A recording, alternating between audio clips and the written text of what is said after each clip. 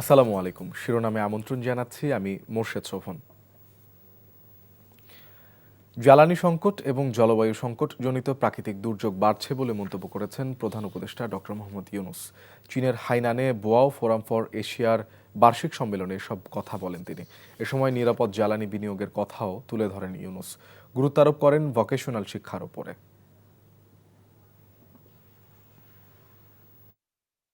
Global governance under multilateralism is being questioned.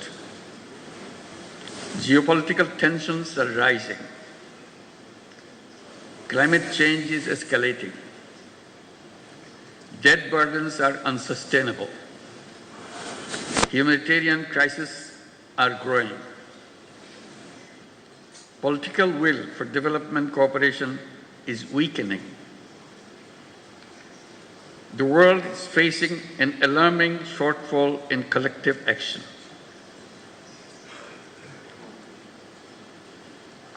In the past, I attended this forum to share insights on microcredit.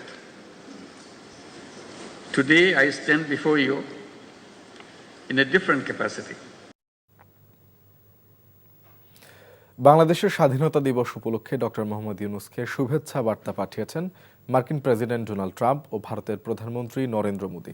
বৃহস্পতিবার প্রধান উপদেষ্টার verified ফেসবুকে পৃথক পোস্টে এসব তথ্য জানানো হয়েছে।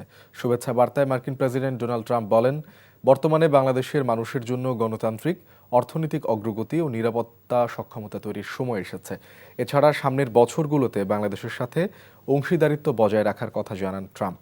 ঢাকার সাথে সম্পর্ক শক্তিশালী করা ও একই সাথে কাজ করার ইচ্ছার কথাও জানান ট্রাম্প।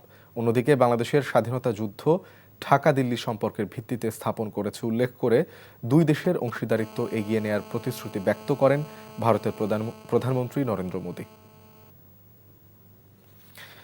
ঈদের আগে শেষ কর্মদিবসে সকাল থেকে কমলাপুর রেলওয়ে স্টেশন ও গাবতলী বাস টার্মিনালে নেই ঘরে ফেরা মানুষের চাপ।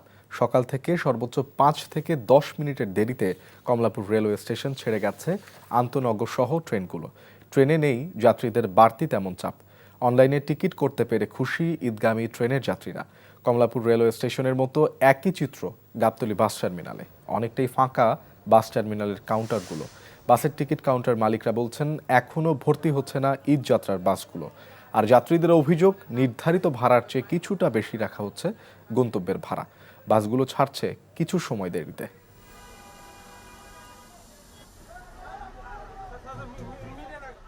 ট্রেনের যদি সংখ্যা বাড়ানো যেত বা বগি যদি বাড়ানো যেত তারও কমফোর্টেবল হতো। না, এখন যেমন আছে এই পর্যন্ত থাকলে চলবে, সেজন্য নিচে না নামে। আগের থেকে যে ভিড় বা সেই জিনিসটা এখনো হয় নাই, হবে হয়তো বা বিকাল থেকে শুরু হতে পারে। 2-3 মাস আগে 650 করে নিয়ে গেছে, আজকে 790। যে কোনো ব্র্যান্ডের বাসই তো সব লোকাল হয়ে যায় ঈদের সময়। তো ঈদের সময় যদি ওই যে মাঝখান থেকে লোক না উঠায়, তাহলে আমাদের জন্য একটু ভালো হয় আর কি। শিরোনাম এইটুকুই। এই খবরের ভিডিও সহ আপডেট জানতে ভিজিট করুন এনটিভি অনলাইন www.ntvbd.com। এছাড়াও এনটিভির জনপ্রিয় সব অনুষ্ঠান ও খবরের আপডেট জানতে ভিজিট করুন আমাদের ইউটিউব ও ভেরিফাইড ফেসবুক পেজ। 12টায় মধ্যাহ্নের খবর দেখার আমন্ত্রণ রইল। ধন্যবাদ সবাইকে।